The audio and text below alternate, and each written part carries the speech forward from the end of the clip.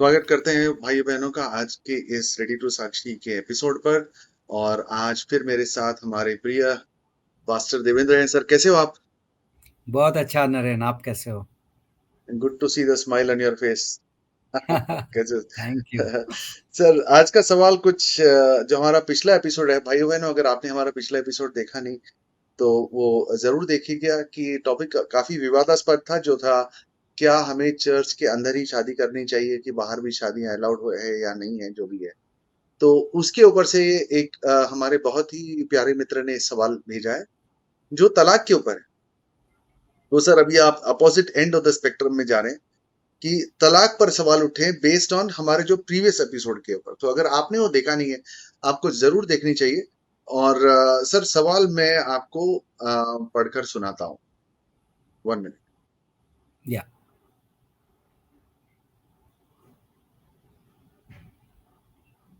हाँ, तो पहला जो पॉइंट उन्होंने रखा है कि is the divorce from God, कि क्या जो तलाक है वो परमेश्वर या खुदा की तरफ से हो सकता है।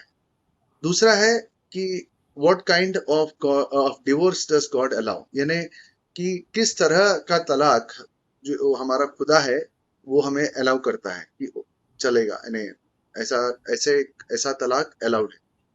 तीसरा है कि even if after divorce he she does not learn from past mistakes and goes for second marriage, how God will bless the marriage। ये बोल रहे हैं कि अगर कोई है जो अपने पिछले जो पहले शादी में जो की हुई गलतियों से कुछ भी सीखा नहीं है और फिर से नए शादी के लिए गए हैं, तो उनका क्या होगा। तो क्या परमेश्वर ऐसे जो शादी को कभी भी आशीषित करेंगे।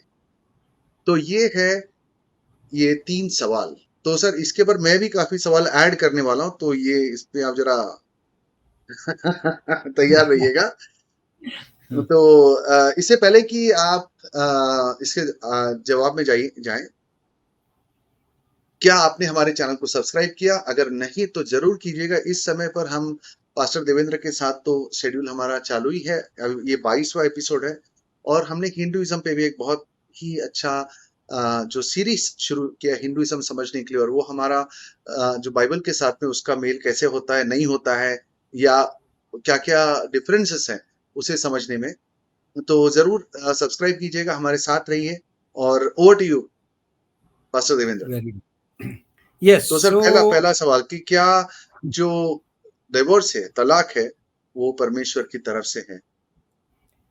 तो मैं पहले ही ये कह देता हूँ कि ये सवाल काफी कठिन सवाल हैं एक हिसाब से बोला जाए तो, हम्म, क्योंकि अ, हम इस बात से बड़े सेंसिटिव होना चाहते हैं कि कई भाई बहन जो यहाँ पे देख रहे होंगे उनकी जिंदगी में हालातें हुई होंगी, हम्म, और जो हम थियोलॉजिकली कोई बात कहेंगे उससे अलाइंड नहीं दिखेंगी।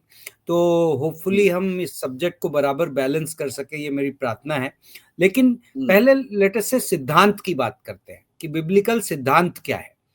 तो बाइबल हम्म, में परमेश्वर ने राइट शुरुआत में जब आदम और हवा की शादी कराई तो उन्होंने एक बात कही कि अब ये हम्म, दो तन नहीं एक हो जाएंगे। तो जब हम्म, शादी होती है तो पति और पत्नी एज एन एंटिटी, अब हम इसका पूरा मतलब भी नहीं समझते देखा जाए तो। कई लोग सोचते हैं सिर्फ एक फिजिकल यूनिटी की बात हो रही है या सेक्सुअल यूनिटी की हम्म, बात हो रही है, लेकिन परमेश्वर ने कहा कि अब जो दो हैं वो एक हो गए। एक हो और गए। जब यीशु से मत्ती 19 में सवाल पूछा गया डिवोर्स के सब्जेक्ट पे कि प्रभु किस टाइप के तलाक मंजूर है ना, क्या किसी भी कारण से पत्नी को त्यागना उचित है, ये सवाल मत्ती 19:3 में फरीसियों ने पूछा। तो यीशु ने हम्म, यही उत्तर दिया कि क्या तुमने नहीं पढ़ा कि जिसने उन्हें बनाया उसने आरंभ से नर और नारी बनाकर कहा, इस कारण हम्म, मनुष्य अपने माता पिता से अलग होकर अपनी पत्नी के साथ रहेगा और वे दोनों एक तन होंगे। अतः वे अब दो नहीं परंतु एक तन है। इसलिए जिसे परमेश्वर ने जोड़ा है उसे मनुष्य अलग ना करे। तो ये एक बहुत बड़ा वो था कि यीशु सिद्धांत के तौर पे रिट्रेट कर रहा है कि परमेश्वर ने जो बिगनिंग से एस्टेब्लिश किया है कि शादी तो भाई दो जन को एक बनाने वाला ना। और ये एक तन का जो ट्रांसलेशन है कई बार मैं उससे पूरी तरीके से सहमत नहीं हूं कि ये सिर्फ शरीर का के एकता नहीं है, ये स्पिरिचुअल यूनिटी है, आत्मिक एकता है ना। परमेश्वर, अब हम इसको पूरी तरीके से नहीं समझते, बट डेफिनेटली एक बात तो पक्की है कि ये एक शादी के संबंध में पति पत्नी एक सिंगल यूनिट के तौर पे देखे जाते हैं, नॉट जस्ट समाज की ओर से बल्कि परमेश्वर की नजर में भी। और इस एकता का अनंत में क्या है हमें नहीं पता, क्योंकि बहुत ज्यादा वर्णन नहीं किया गया है। लेकिन एक बात तो पक्की कि परमेश्वर जब किसी चीज को एक करता है, यीशु मसीह ने कहा उसे कोई भी अलग ना करे। तो विच मीन्स मुझे लगता है कि इवन इटर्निटी में पति पत्नी की जो एकता है, जो आत्मिक एकता है, उसको अलग नहीं किया जाएगा, ये मेरा मानना है। बट इस पे हम विरोधाभास कर सकते हैं, कई लोगों की थियोलॉजिकली कोई डिफरेंट इंटरप्रिटेशन हो सकता है। बट बॉटम लाइन एक सिद्धांत के तौर पे ये समझ में आता है बड़ा क्लियर कट कि परमेश्वर पति पत्नी के संबंध को अलग नहीं होने देना चाहता, ये परमेश्वर की मर्जी नहीं है। तो किसी भी तरीके का तलाक एक हिसाब से देखा जाए तो जस्टिफाइबल नहीं है। ओके, नाउ गलतियां होती हैं, संबंध बिगड़ते हैं, और ऐसा कोई भी संबंध और ऐसी कोई भी गलती नहीं है जो सिद्धांतिक तौर पे क्षमा के दायरे के बाहर ना हो और परमेश्वर द्वारा बचाई ना जा सकती हो।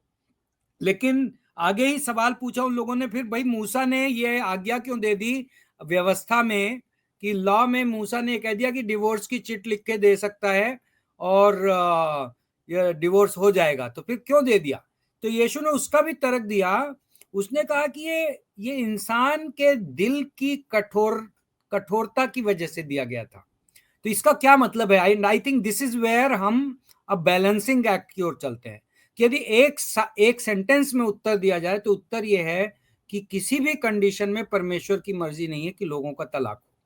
हाँ, लेकिन तलाक रियलिटी है, और यदि आप प्रभु के दास हो और यदि आप खासतौर से पास्टर वगैरह यदि कोई यहाँ पे सुन रहे हो, तो उन्होंने इस दुविधा को जरूर सामना किया होगा कि जब लोगों की रियल लाइफ सिचुएशन आती है सामने, तो कई बार आपके पास कोई दूसरा चारा नहीं बचता है। तो यीशु ने उसका उसका हमें जिक्र दे दिया कि इंसान का जो दिल है ना, बहुत कठोर है ना। पाप ने हम सबको कठोर कर दिया है, इंक्लूडिंग मी, हम सब उसमें। ये परमेश्वर का अनुग्रह है कि हमारी शादियां बची हुई हैं, हमारे संबंध बचे हुए हैं, हमारे घर परिवार में अमन शांति आनंद खुशहाली है। ये परमेश्वर का अनुग्रह है। हम में से कोई भी उस रास्ते में जा सकता था बड़ी आसानी से, क्योंकि हमारे अंदर भी वही पापी स्वभाव है जो इस दुनिया के बड़े से बड़े गंभीर मुजरिम के अंदर है। तो ये कहने के बाद मैं ये भी कह रहा हूं कि ओके, थैंकफुली हमारी जिंदगी उस जगह पे नहीं पहुंची, लेकिन मैं ये भी समझता हूं कि कई लोगों की जिंदगी कई दूसरे ढर्रों पे चली जाती है, और हमेशा हम ये नहीं कह सकते कि उसने ये बोया था इसलिए वो काटा। जिंदगी में वो हालात आते हैं कि कई बार बुरे आदमी के साथ भी अच्छी चीजें हो जाती है और अच्छे आदमी के साथ भी बुरी चीजें हो जाती है। कोई भाई या बहन जिंदगी बहुत आत्मिक तरीके से प्रभु के साथ हो सकता है गुजार रहे हों, लेकिन उनके सामने वाला जो उनका स्पाउस है वो कुछ वैसा निकला, और हालातें, और कई बार मैंने देखा है इवन दोनों व्यक्ति इन प्रिंसिपल प्रभु के साथ चल रहे हैं। और मैं ऐसे लोगों को जानता हूं, कई बार मैं सोचता हूं ये सवाल कि ऐसा कैसे हो गया, दोनों प्रभु के साथ चल रहे हैं लेकिन दोनों जिंदगी में इस हालात पे पहुंचे कि अब वो साथ नहीं रह पा रहे हैं और आखिरकार उन्होंने तलाक लिया। तो मेरा कहने का मतलब यह है कि इंसान का हृदय कठोर है, और कई बार इंसान का हृदय अपने सबसे नजदीकी लोगों के साथ कठोर हो जाता है। इंसान का हृदय अपने चाल चलन में कठोर हो जाता है और पाप की ओर ऐसा निकल पड़ता है कि फिर उसे अच्छे अच्छे गहरे कोर संबंध भी नहीं दिखाई पड़ते। व्यभिचार का मामला जैसे, अक्सर मैं ये मानता हूं कि बहुत सारे तलाकों के पीछे कोई ना कोई दूसरे पुरुष या स्त्री के साथ संबंध का मामला होता है। और इसलिए जब यीशु से पूछा गया कि किस तरीके के तलाक हो सकते हैं, तो उसमें उसने कहा कि एक तो व्यभिचार वाला एंगल दिया कि व्यभिचार में कोई पड़ा हो। तो मेरा पॉइंट ये है कि इंसान का दिल कठोर है और लोगों को इस हालात में पहुंचना पड़ता है कि उनका सेपरेशन हो रहा है, डिवोर्स हो रहा है, और एक आत्मिक अगुए को इन इन सिचुएशन से डील करना पड़ता है। और बहुत हम्म। प्रेयरफुली और बहुत परमेश्वर की अगुवाई में उसको उनको एडवाइस करनी पड़ती है। ओके। हाँ। बाप रे, बहुत ही कठिन। आप बात भी कर रहे हो तो मेरे दिमाग में कितने 10 सवाल और आ रहे हैं। यस। और मैं ये कहना चाहूंगा सर कि जो आपने जो जहां से शुरू की बात, कि जब परमेश्वर ने कहा कि आप अभी दो तन नहीं, अभी एक तन हो, तो काफी लोग इसको, जैसे हमारी जो शारीरिक संबंधों के बारे में लोग सोचते हैं, उसको सेक्सुअल नेचर दे देते हैं। बट आई बिलीव उनका मतलब तो, परमेश्वर का तो मतलब हमेशा किसी और लेवल पे होता है। तो जैसे कि अगर मेरे दो हाथ हैं, है ना, तो मैं, भले ही मुझे मेरा लेफ्ट हैंड पसंद नहीं है, मैं उसे काट नहीं सकता, क्योंकि एक तन है। करेक्ट। अगर तन से अलग कोई चीज है, जैसे कि मेरा कोई शर्ट पैंट हो गया, कोई लैपटॉप हो गया, कोई चीज हो गई, या भले ही कोई और इंसान हो, मैं उससे अलग हो सकता हूँ। बट मैं मेरे तन के ही हिस्से से अलग कैसे हूँ, यानी काटना पड़ेगा। और बाद में दोनों भी जो, अगर मैंने एक हाथ अलग भी काट भी दिया, तो भी मेरा जो शरीर, जो बोला है, पूरा एकदम डिस्ट्रॉय हो जाएगा, इन द सेंस कि उसका कुछ जो एफिशिएंसी भी कम हो जाएगी। उसके बाद में कोई जी पाए नहीं पाए वो भी हिसाब हो जाता है। तो फिर आई थिंक परमेश्वर का वचन ये था कि जब परमेश्वर कहते हैं कि दो तन नहीं अभी एक तन हो, आप, उसका मतलब यही है कि जिस तरह से आप अपने शरीर के हिस्से को, आप कितना भी अगर आपको नफरत हो अपने शरीर के एक हिस्से से, आप उसको काट के अलग नहीं कर सकते। कर सकते हो सर? यानी हाँ, नहीं नहीं नहीं, पसंद पॉसिबल ही नहीं है।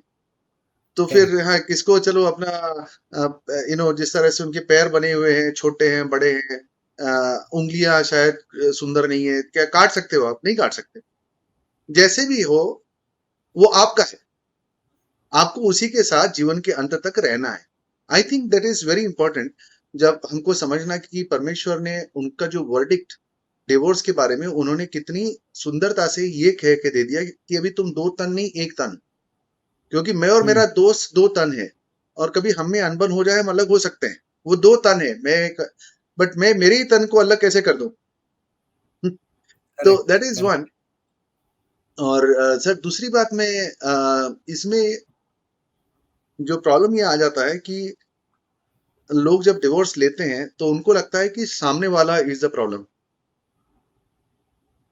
और इसीलिए हम देखते हैं कि फॉरेन में भी, यूएस में, ये सब जगहों में कितना डिवोर्स कितना इजीली हो जाता है। एक एक की चार चार पांच पांच शादियां हो जाती है। नहीं, लिटरली स्पीकिंग, एक घर में चलो चार पांच बच्चे हैं, तो किसी का पहले हस्बैंड के दूसरे शादी के लड़का है, तीसरा हस्बैंड के एक लड़का है, और यही सब चल रहा है घरों में। तो घरों में मेल मिलाप भी नहीं होता। तो इतनी शादियां क्यों हो रही हैं? क्योंकि उनको यही लगता है, और मीडिया भी उसी तरह से करती है, कि अगर आपको सामने वाला पसंद नहीं है, तो उसको आप छोड़ दो, क्यों अपनी जिंदगी बर्बाद कर रहे हो?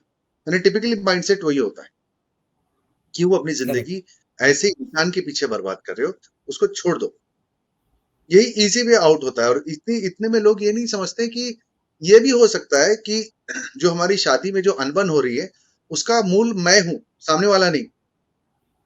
बट जो हमारा जो सोसाइटी में विक्टिम मेंटालिटी, यानी कि कुछ भी अगर खराब हो रहा है जो तुम्हें पसंद नहीं हो, तो उसकी जिम्मेदारी सामने वाले की है, आपकी नहीं।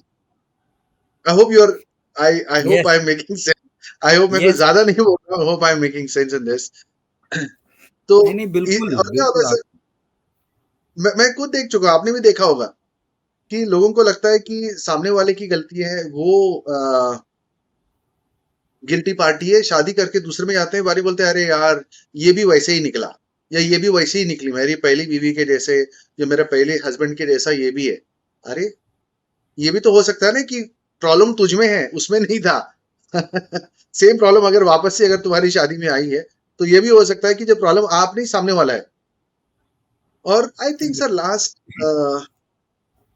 If I bring everything back to the same point, कि अगर हमने ये गांठ बांध ली कि हम एक तन हैं, हम दो तन नहीं एक तन हैं, और आपको जितने भी नफरत हो, क्या आप अपने हाथ या पांव को काट के अलग नहीं कर सकते? अगर हम लोग ने ऑप्शन रख दी हमारी जिंदगी में भी, कि डिवोर्स का, यानी it's not even an option to be discussed, ये, हाँ, इसके अलावा हम क्या कर सकते हैं? तो अगर मेरे हाथ में अगर कुछ यानी या चलो, जो भी सुन रहे हैं, अगर आप ऐसे ऐसे सोचिए, आप जो व्यू कर रहे हैं हमारे प्रोग्राम, कि चलो अगर आपके एक हाथ में अगर कुछ बीमारी हो जाए जो आपकी गलती नहीं है, कहीं से इन्फेक्शन पकड़ ले,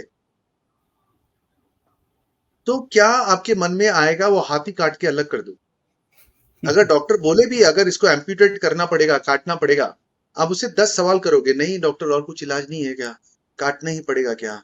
ये थोड़ा ऐसे कुछ कर दो ना, थोड़ा साफ सफाई कर दो ना, कुछ दवाइयां दे दो, कुछ रेडिएशन दे दो, कुछ ये कर दो, वो कर दो। तभी हम कैसे करेक्ट, लड़ते हैं हमारे शरीर के हिस्से के लिए। बट डिवोर्स में लोग लड़ते नहीं है, वो इस चीज के लिए लड़ते हैं कि हम कैसे अलग हो सके। करेक्ट, मुझे करेक्ट, ये शादी अंत होने में मुझे क्या मिलेगा? तो करेक्ट, वो एक बहुत बड़ा इश्यू बन जाता है शादियों में।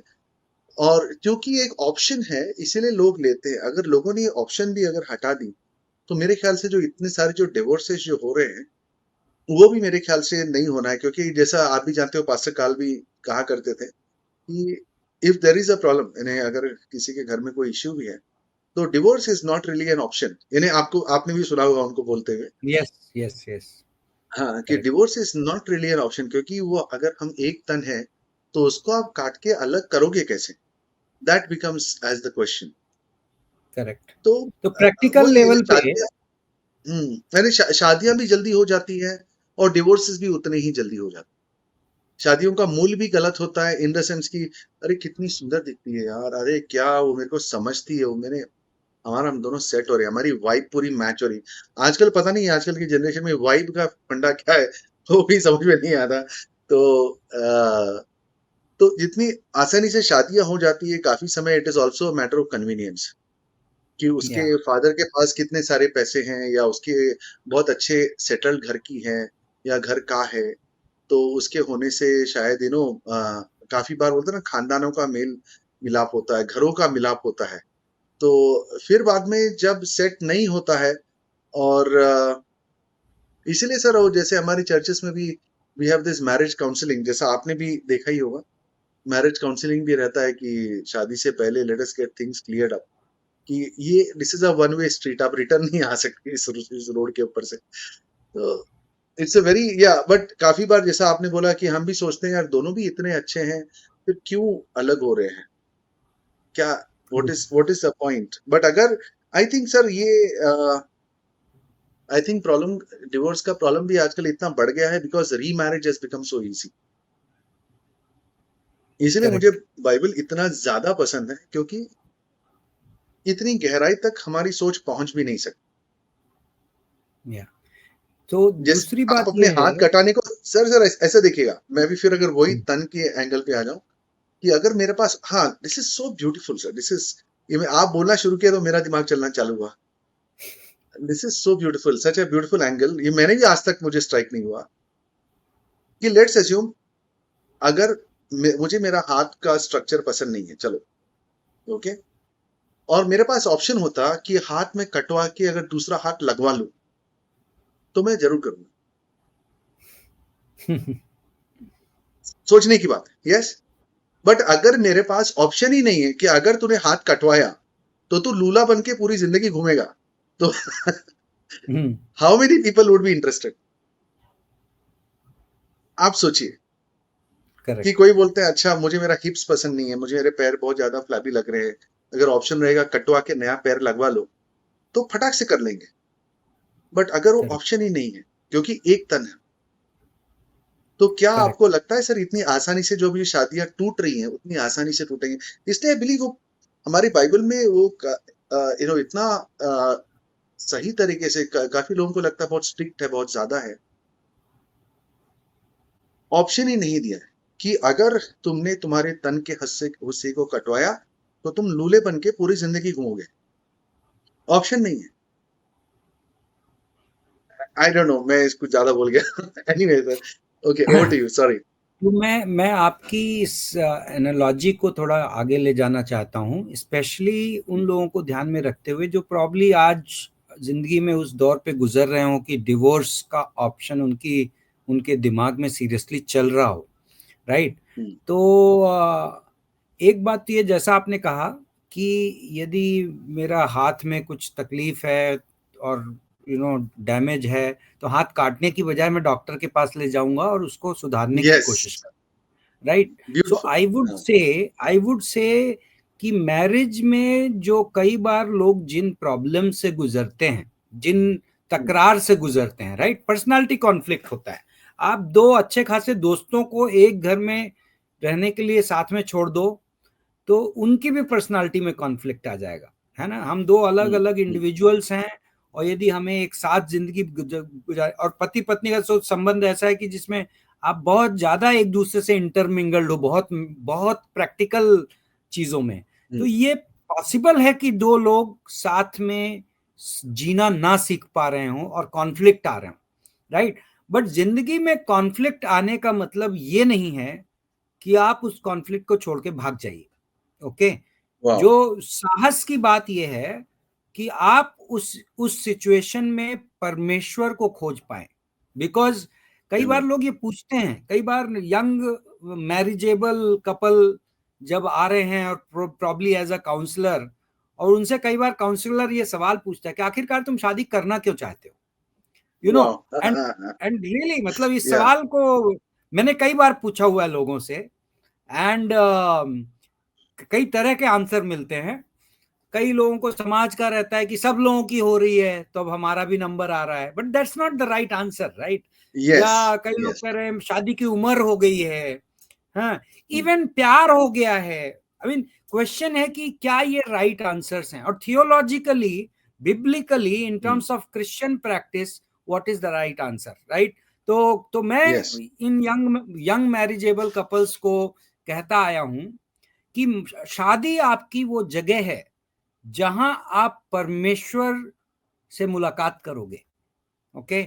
जहां आप परमेश्वर को जान पाओगे, जहां आपको परमेश्वर पे निर्भर होना सीखना पड़ेगा, जहां आपको क्षमा करना सीखना पड़ेगा, क्रिश्चियन वाह। डॉक्ट्रिन आपको प्रैक्टिकली अप्लाई करनी पड़ेगी, है ना? यस। आप परमेश्वर को जान पाओगे, तो शादी वो ऐसी जगह है। और यदि आज आप किसी कॉन्फ्लिक्ट से गुजर रहे हैं, तो और यदि आप प्रभु से प्यार करते हैं और आपने प्रभु का अनुग्रह देखा है, तो आपके लिए चुनौती यह है कि आप इस कॉन्फ्लिक्ट में परमेश्वर को खोज पाएं, आप प्रभु यीशु मसीह के स्वरूप में बदले जाएं। बाइबल कहता है कि परमेश्वर हमें अपने पुत्र के स्वरूप में बदल रहा है। कैसे बदलेगा भाई?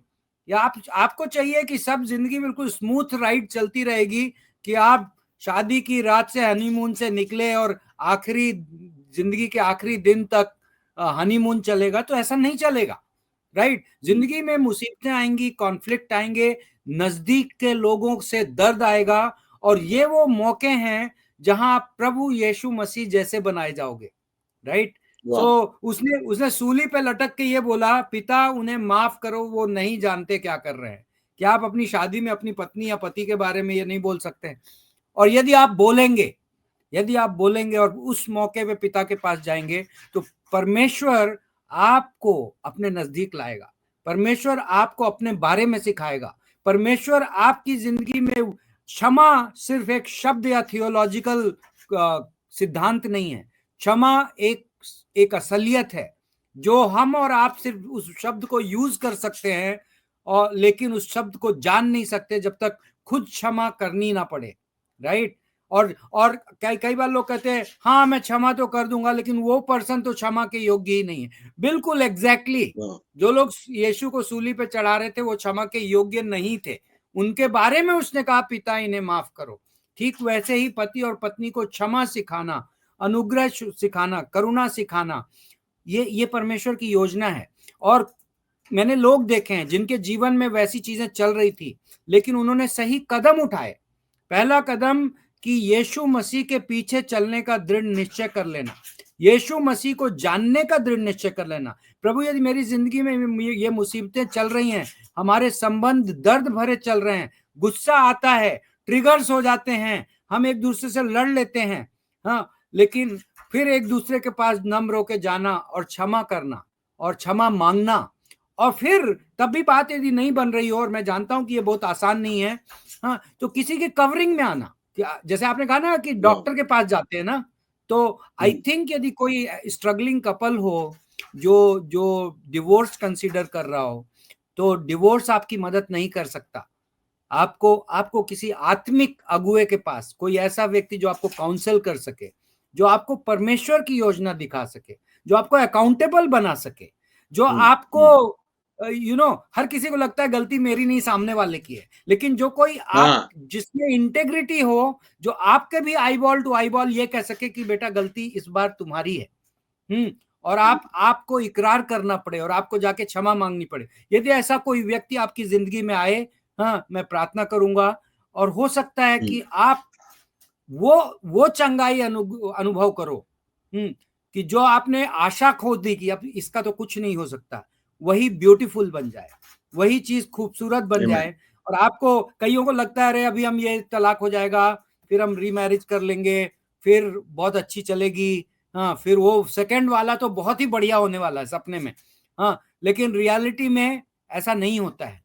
अक्सर वही गलतियां आपकी, आप उसी पैकेज को दूसरे आगे सर्कमस्टांस लेके में लेके जाते हो। जाते हो, वहीं आगे लेके जाते हो, लेकिन आप वही व्यक्ति हैं। अक्सर आपको काउंसलर्स बताते हैं, सेकेंड मैरिजेस में भी टिपिकली जब तकलीफें होती हैं, तो वो आदमी की कंप्लेंट्स बिल्कुल सिमिलर रहती हैं जो पहली मैरिज में थी। क्यों? क्योंकि वो आदमी खुद नहीं बदला, राइट? यस, सो अद्भुत है। आप क्या सोचते हैं इस बारे में? Very very well said, very well said. आपने तो बहुत अलग ही एंगल पे डाल दिया। मैंने जो एग्जांपल लिया था कि हाथ कटवाने वाली बात, कि हाँ, जैसे हम डॉक्टर के पास जाके भीख मांगते हैं कि भैया नहीं, मुझे हाथ नहीं कटवानी है, प्लीज उसकी कुछ, चलो एक नाखून निकालो या तो एक उंगली अलग कर दो, बट मुझे प्लीज या तो कुछ हैवी मेडिसिन दे दो, 50 इंजेक्शन लेने को तैयार हो जाऊंगा, बट तो भी हम हाथ कटवाने पे नहीं आएंगे। उसी तरह से अगर हमने जाके परमेश्वर के पास या परमेश्वर के दास के पास जाकर मिन्नतें की, दोनों, क्योंकि एक तन हो, सिर्फ पति या सिर्फ पत्नी नहीं, दोनों मिलकर, कि भाई हम इसमें, हमारे पास ऑप्शन नहीं है, हमको साथ रहना है, पर किस तरह से हम साथ में रह सकते हैं। अगर हमने पूरी तरह से, जिस तरह से हम हमारे तन को बचाने की कोशिश करते हैं, उसी तरह से अगर हमने जाके परमेश्वर के सामने ये ऑप्शन रख दिया, तो जरूर हमको कोई ना कोई सोल्यूशन जरूर आएगा। बट बात ये सर, अगर इसमें जैसे आपने अभी इतनी अच्छी तरह से कहा, क्योंकि लोगों को लगता है नेक्स्ट रीमैरिज में ये आएगा, हमको सोल्यूशन मिलेगा। बट अगर लोगों ने ऑप्शन भी अगर अपने मन से निकाली, जैसे क्योंकि बाइबल में भी ऑप्शन नहीं है कि आप रीमैरिज नहीं, यानी रीमैरिज करने की ऑप्शन तो है ही नहीं, तो फिर वो जो डिवोर्स तक बात जाने की सवाल ही नहीं उठती। क्योंकि जस्ट इमेजिन, किसी शादी हुई जैसे 25-30 साल में शादी हुई है, और से 5-6 साल में वो सोचने डिवोर्स कर देंगे, 35 ईयर्स में या 40 ईयर्स में, 40 ईयर्स में जब बंदा या फीमेल हो जाए, तो उसके बाद में उनको ये लगता है कि हम दूसरी शादी कर लेंगे, कोई अच्छा हमको मिल जाएगा या मिल रही है, जो भी है। अगर ये ऑप्शन भी ना हो, तो क्या वो हस्बैंड वाइफ डिवोर्स करने को रेडी होंगे? दैट बिकम्स, क्योंकि ये जो ऑप्शन जो हमने टेबल पे रखी है कि रीमैरिज कर सकते हैं, इस वजह से, क्योंकि हमारे पास ऑप्शन है जो हाथ कटवा के दूसरा हाथ लगवाना, इसीलिए ये डिवोर्सेस का पॉइंट आता भी है। बट आपने जो इतनी अच्छी बात कही, वो जो बीमारी के बारे में, कि दूसरे मैरिज में जाते हैं और क्या कहते हैं, फिर से वही तकलीफें आती है। और स्टैटिस्टिकली सर, आपने बहुत अच्छी बात कही, क्योंकि अ, जो जो पहला मैरिज का जो डिवोर्स का पॉसिबिलिटी है, सेकंड मैरिज के डिवोर्स का पॉसिबिलिटी उससे भी ज्यादा है। कुछ 80% चांस होता है of a divorce again, even after getting married again for a second time. Because जैसे कि आपको लगा था कि हाथ में जो बीमारी हुई है या जो पैर में बीमारी हुई है, वो पैर की गलती है, तो हम पैर को कटवा देते हैं, लेट्स अज्यूम। बट प्रॉब्लम वो पैर में नहीं था, पैर प्रॉब्लम पूरे शरीर में था। जैसे कि किसको डायबिटीज हो गया, किसी को कैंसर हो गया, जिस वजह से बीमारी वो पैर में आ चुकी है। बट अगर आपने पैर या हाथ कटवा दिया, तो उसका मतलब वो नहीं है कि डायबिटीज जो शरीर में से निकल गई है या कैंसर जो है शरीर में से निकल गई है, वो वहीं पर है। और जब आपने दूसरा पैर लगाया, कैंसर फिर से वहीं पर है। करेक्ट। तो अगर आपने वो उसके बारे में सोचे तो बहुत अच्छा होगा सर। पर जैसा हम कहते हैं कि अगर आपने, बाइबल कहता है कि अगर किसी ने व्यभिचार में हो और वो पॉइंट आए, तो तब हम डिवोर्स कर सकते हैं। तो उसके बारे में आप क्या कहना चाहेंगे सर? ये बहुत अच्छा पॉइंट आपने रेज किया, बिकॉज इस पूरे सिद्धांत का दूसरे साइड का बैलेंस भी जरूरी है। एंड इसलिए आई थिंक जो कानून बनाए गए हैं, ऑफ कोर्स आज के जमाने में डिवोर्स लेना लोगों को आसान हो गया है। मैं वो हाँ। उस माहौल को देखता हूँ। इवन इंडिया में अब मैं देखता हूँ कि एक एक था, कानून तो थे लेकिन सामाजिक तौर पे लोग ज्यादा ऑब्लिगेटेड रहते थे और हम्म। नहीं कर पाते थे, या करने का ऑप्शन नहीं चूज करते थे। अब वो ऑप्शन लोग बड़ी आसानी से चूज कर रहे हैं, तो वो पार्ट तो है। लेकिन एक उसका दूसरा साइड है।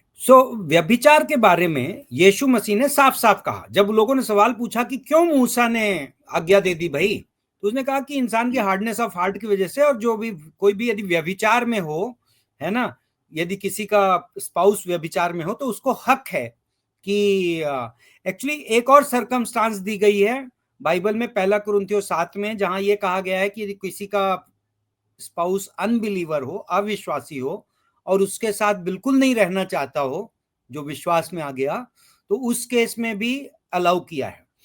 प्रैक्टिकली जब हम इस बात पे वो करें, सर क्योंकि मैं एक बात कहना चाहूंगा ऑन दिस। हम्म, इससे पहले कि लोग गलत समझे जो आपने कहा, वो ऑप्शन हम्म, दिया गया है, बट उसका मतलब ये नहीं है कि आप उसके बाद में शादी कर सको।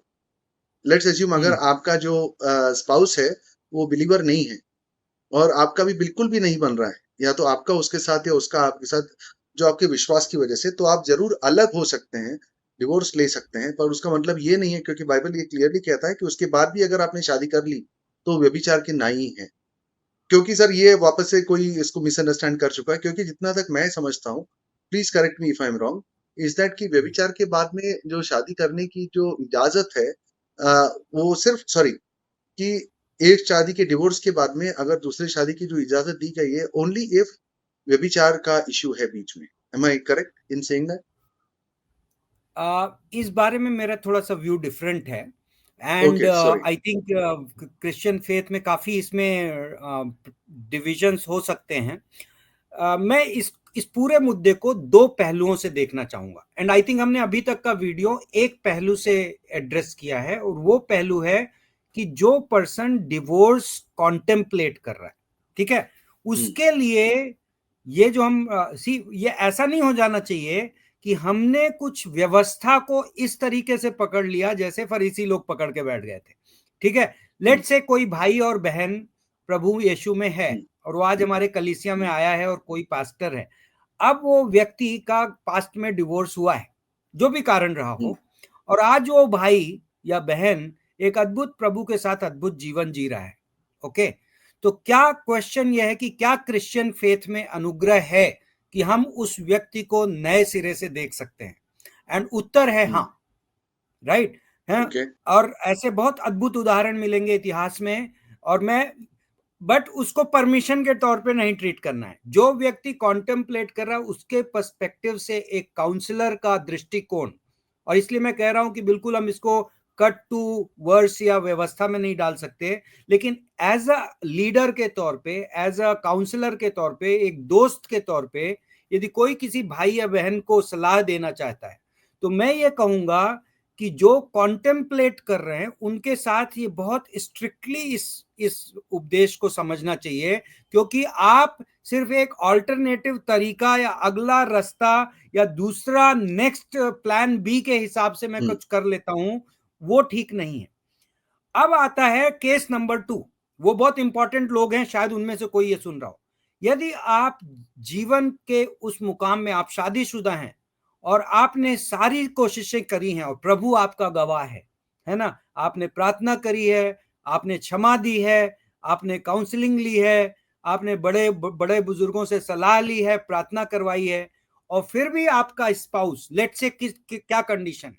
कई बार लोग अल्कोहलिक होते हैं, घर में आते हैं, मारपीट करते हैं, किसी की लाइफ को डेंजर होता है, बीवी बच्चों की। यस। यस। क्वेश्चन ये होगा कि क्या हम कहें कि क्रिश्चियनिटी फॉरगिविंग फेथ है तो वो कुछ भी कर सकता है? एंड द नहीं। Answer is right. यस। एक स्टेज आ सकती है जब पास्टर एडवाइस करेगा, या एक दोस्त, एक एक बुद्धिमान व्यक्ति एडवाइस करेगा, जो कि मसीहियों के बीच में विटनेस होगा, कलीसिया में विटनेस होगा कि नहीं, इस केस में इंटरवेंशन जरूरी है। हाँ, और इस व्यक्ति के साथ इस व्यक्ति का रहना सेफ नहीं है। ओके, तो बड़े फॉर्मली, एंड उस व्यक्ति को फिर हम पनिशमेंट नहीं दे सकते कि ओके अब आप जीवन भर अकेले रहिए, राइट? सो ये अद्भुत है कि क्रिश्चियन फेथ में इनफ फॉरगिवनेस है। हर व्यक्ति के पास एक हिसाब से देखा जाए तो फिनिश्ड वर्क का रिफ्रेश बटन है। मतलब आपके जिंदगी में पास्ट में कुछ भी हुआ हो, इंक्लूडिंग डिवोर्स, लेकिन यदि आप प्रभु के पीछे चल रहे हो, यदि आप प्रभु से प्यार कर रहे हो, और तो एक हिसाब से कलीसिया में, ये बुद्धिमान कोई काउंसलर ही बता सकता है, ये हम वीडियो में नहीं बोल सकते किसके लिए क्या है, लेकिन हम ये कह रहे हैं कि यदि आप प्रभु के साथ चल रहे हो और आपने दुनिया का बहुत से बड़ा बड़ा खराब से खराब काम किया हो, आपने अपनी पास्ट में मैरिज में गलतियां की होंगी, और आपका डिवोर्स हुआ है, फिर भी आपके जीवन में प्रभु की आशा है, क्योंकि क्रिश्चियन फेथ में क्षमा बहुत अद्भुत चीज है और हम हर चीज के लिए क्षमा पा सकते हैं, एक फ्रेश स्टार्ट कर सकते हैं। Okay, so to that extent मैं नहीं एनकरेज करता लोगों को कि लोग दूसरों के लिए ये डिक्टेट करें कि उनके लिए क्या सही है क्या नहीं है, लेकिन जो व्यक्ति डिसीजन ले रहा है उसे किसी बुद्धिमान काउंसलर के पास जाना चाहिए, एक स्पिरिचुअल मैन के पास जाना चाहिए, एंड उस स्पिरिचुअल मैन को गॉड एक विजडम देगा। यदि वो उसके लिए प्रेयर कर रहा होगा तो गॉड विजडम देगा कि उस केस में क्या सही है।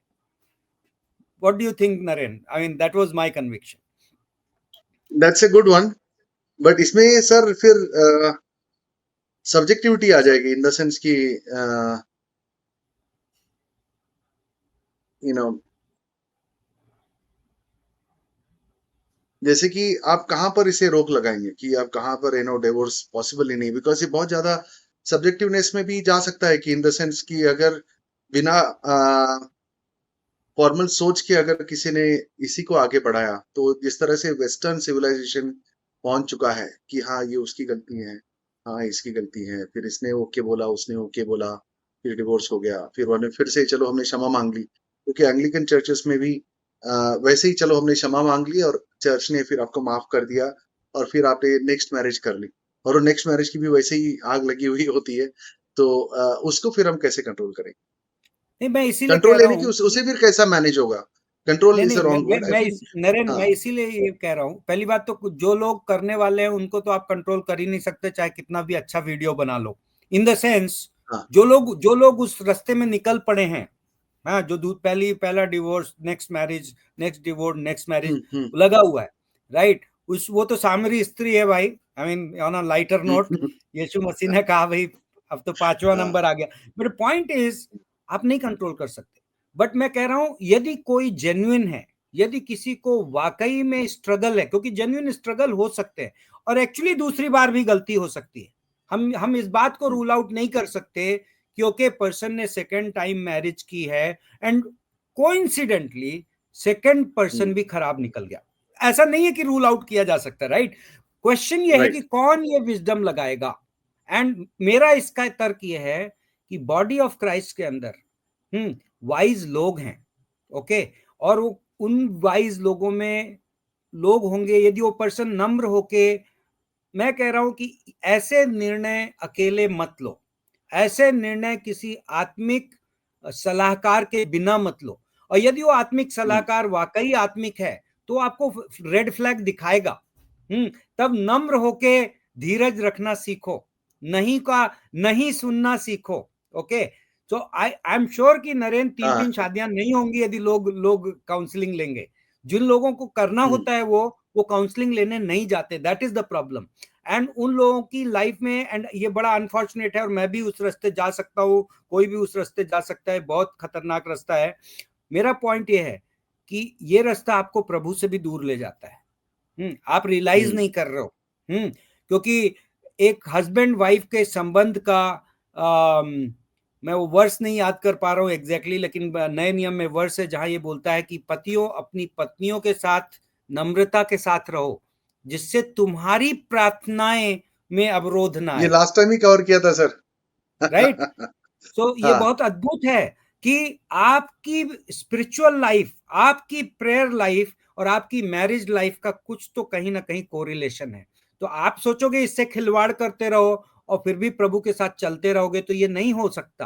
तो इसलिए बेटर है, सिचुएशंस रियल हो सकती हैं, लेकिन बेटर है कि आप एक स्पिरिचुअल काउंसलर के पास जाइए, अपने आप को सबमिट करिए, बी ओपन कि कोई और आपको पॉइंट आउट कर सके और ना बोल सके, और फिर आप उस ना को ना के तौर पे लेके नम्र होके जीवन में कुछ खो के जीना भी सीखिए। प्रभु यीशु मसीह की योजना में भी अपना अगला वीडियो उस पे रहेगा कि यीशु मसीह ने कहा कि तुम मेरे पीछे आओगे तो बहुत कुछ खो दोगे, राइट?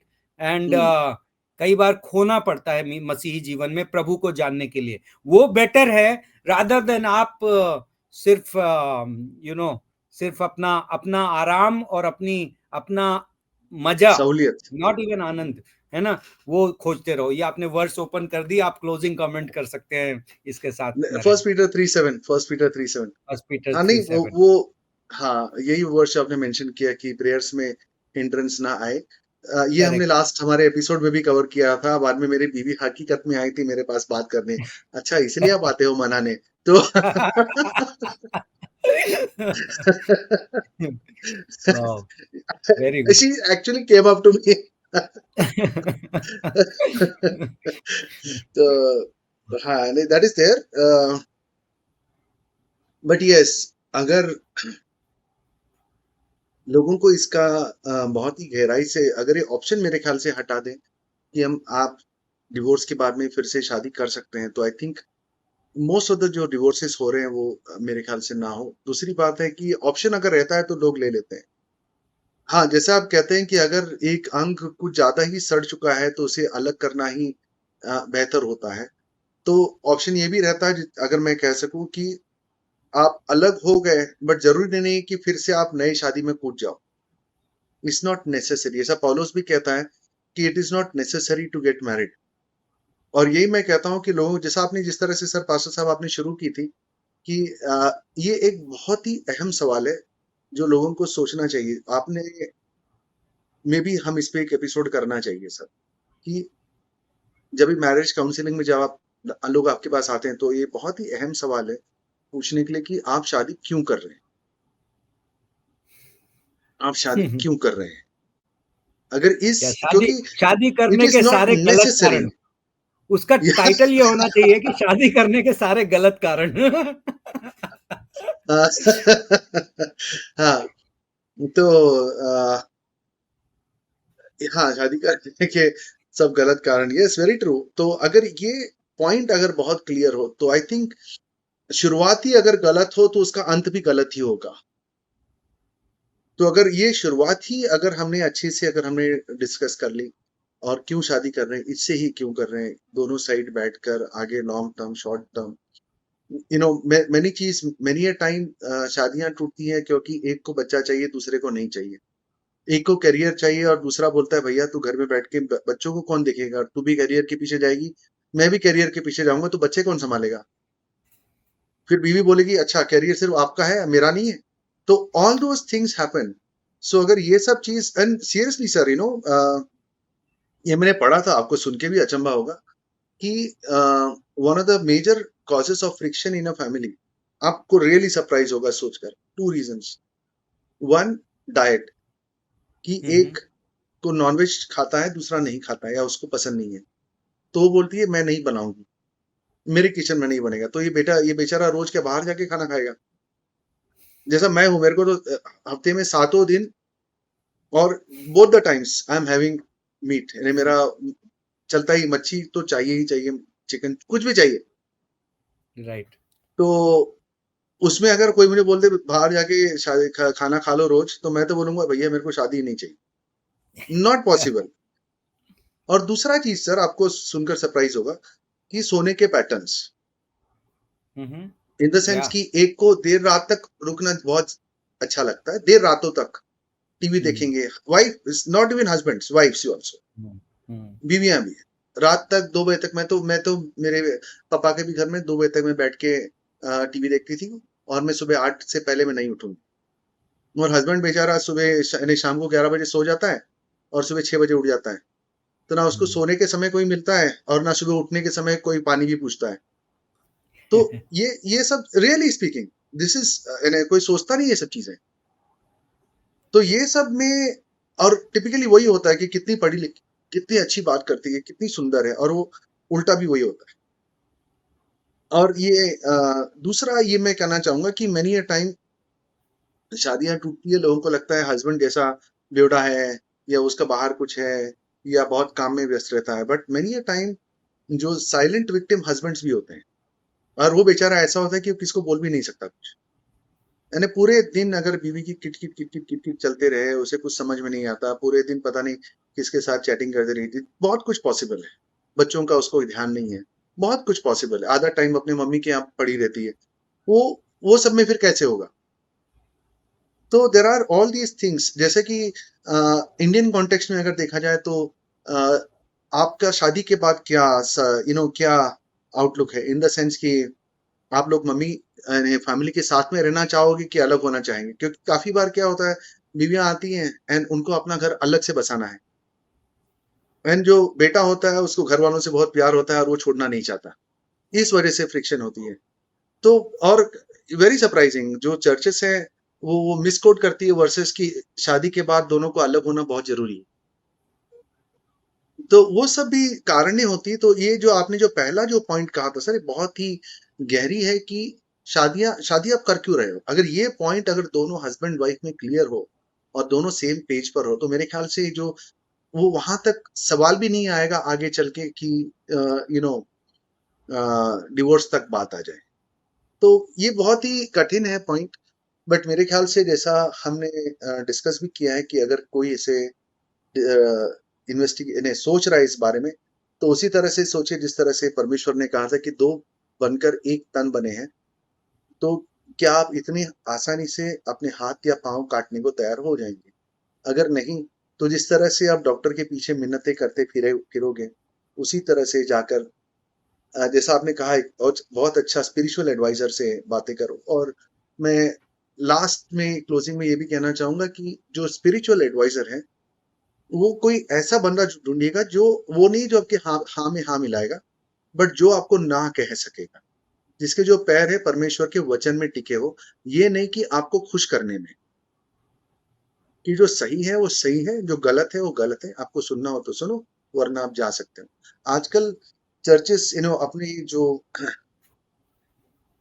लोगों को बनाए रखने में काफी पास्टर्स इसमें कॉम्प्रोमाइज भी बहुत करते हैं। आप जानते हो सर मैं क्या बोल रहा हूँ, कॉम्प्रोमाइज भी कर देते हैं। तो क्या आप उसको एकदम क्लियरली, वो जो आपका स्पिरिचुअल एडवाइजर जो भी हो, काउंसिलर जो भी हो, चर्च बेस्ड हो, बाइबल बेस्ड हो, कृपा करके कोई साइकेट्रिस्ट के पास मत जाइए। साइकेट्रिक वाले जो होते हैं उनके पास मत जाइए, क्योंकि उनका जो माइंडसेट होता है कि you are the victim.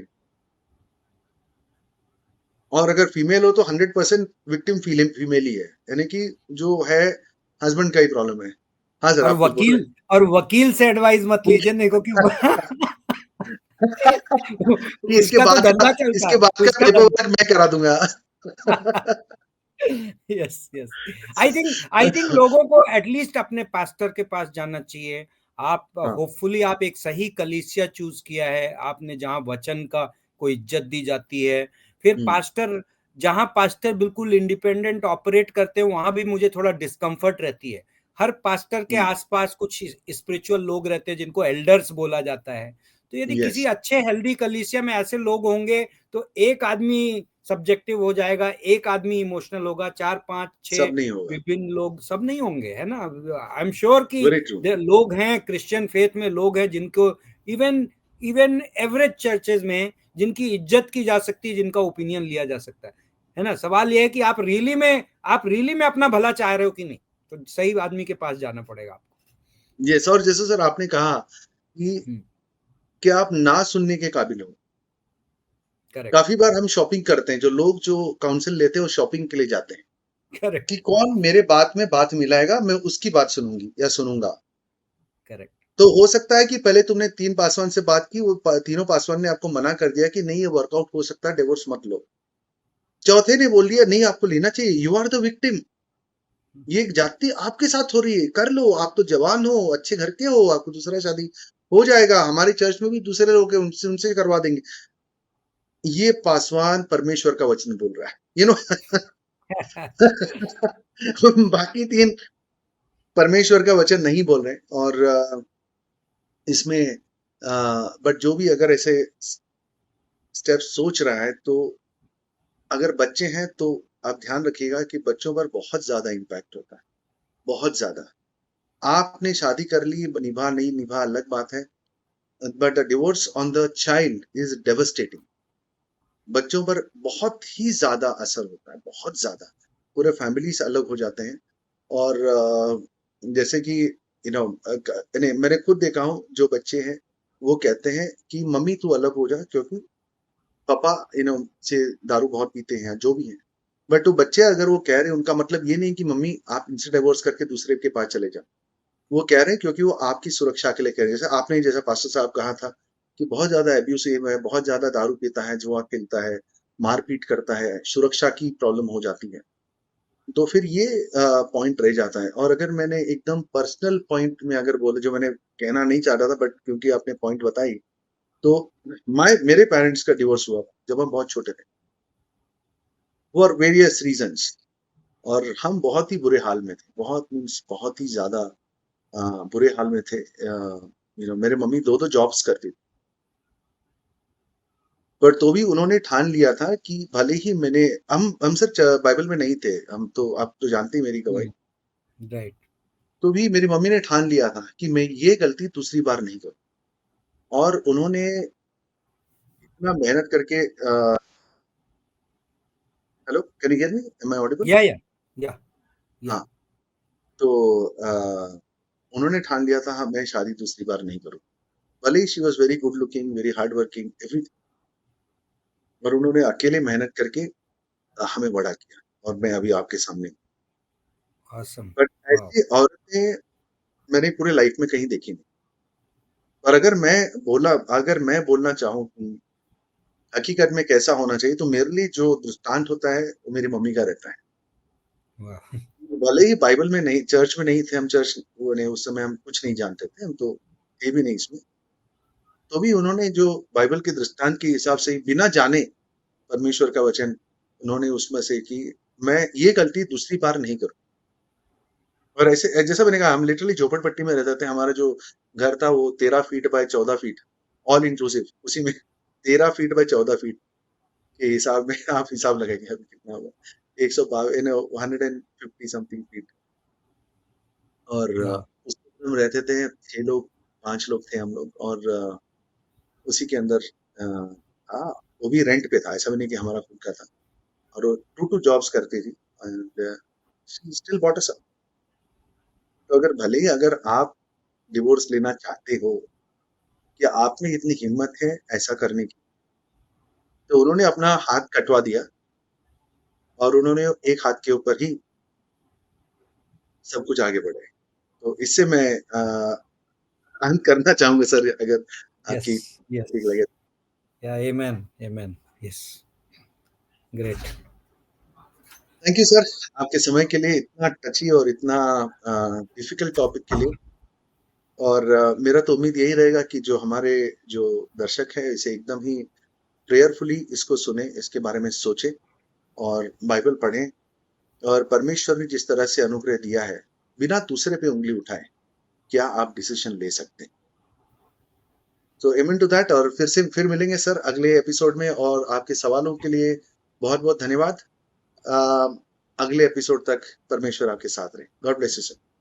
god bless you ठीक है सर, बाय।